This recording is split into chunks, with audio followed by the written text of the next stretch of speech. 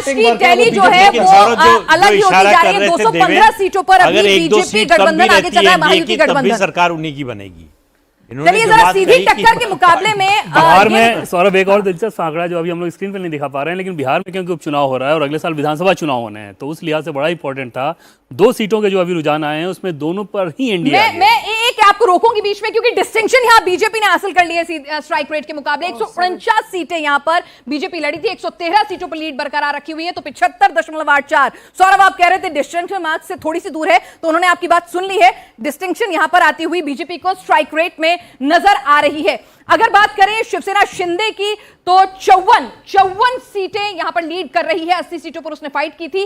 First division इनकी भी आ गई है 67.5% स्ट्राइक रेट के साथ। और अजीत पवार की बात करें तो अजीत पवार की एनसीपी जो है 59 सीटों पर लड़ी थी, तो यहां पर 79.66, यानी कि ये तो मतलब 80% के करीब पहुंचे। बीजेपी के पार है। सबसे ज्यादा कमजोर कड़ी जो है वो सबसे ज्यादा बेहतरीन प्रदर्शन करती हुई स्ट्राइक रेट के लिहाज से, क्योंकि सबसे कम सीटों पर आप लड़ रहे हैं और सबसे अच्छा प्रदर्शन कर रहे हैं, तो स्ट्राइक रेट के लिहाज से यहां पर अजीत पवार जो है लगभग 80% को छूते हुए 79.66%। वहीं कांग्रेस की अगर बात कर ले तो यहां पर कांग्रेस का स्ट्राइक रेट, नाना पटोले बहुत हतोत्साहित होंगे।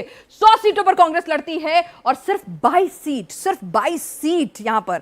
अब 22% नंबर को क्या कहें, पास होने के लिए 33% चाहिए होते हैं। तो अब यहां पर शरद पवार एनसीपी की बात करें, 86 सीटों पर आप लड़ रहे थे, 19 सीटें आप हासिल कर पा रहे हैं। अभी जो ट्रेंड्स है शुरुआती, उसमें 19 सीटों पर आपने लीड ली हुई है। 22.09% का आपका स्ट्राइक रेट है। उद्धव की शिवसेना जो बदली सी थी, उसका नया हिंदुत्व था, नया नारा था, अपने आप को असली बता रहे थे, लेकिन कम से कम उनका स्ट्राइक रेट असली तो खुद को नहीं साबित कर पा रहा है, पास भी नहीं अगर कहें हो पा रहे हैं। यहां पर 25% के लगभग उनका स्ट्राइक रेट नजर आ रहा है। तो आप देखिए कि किस तरह से यहां पर कांग्रेस सबसे खराब। यहां पर सीधे कई बार बड़े नेता कहते भी थे कि जहां पर कांग्रेस और बीजेपी की सीधी फाइट होती है तो वहां पर कांग्रेस बहुत कमजोर साबित होती है, और कांग्रेस 100 सीटों पर लड़ती है और सिर्फ 22 सीटों पर अभी लीड लेने में कामयाब हो पा रही है। उद्धव के लिए भी ये अपने आप में काफी ज्यादा हैरान परेशान करने वाले नतीजे, निराशाजनक नतीजे, और शरद पवार के चक्रव्यूह को भेदता हुआ उनका भांजा नजर आ रहा है। देखिए महाराष्ट्र की टैली क्या बता रही है।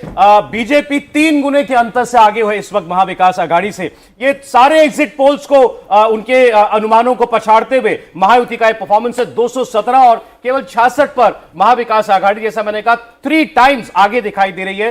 बीजेपी गठबंधन कुल 113 पर बीजेपी आगे है, शिवसेना शिंदे 54 पर। अब जो अनडिवाइडेड शिवसेना उसकी 56 सीटें थी, एकनाथ शिंदे अकेले 54 सीटों पर पहुंचते हुए दिखाई दे रहे हैं।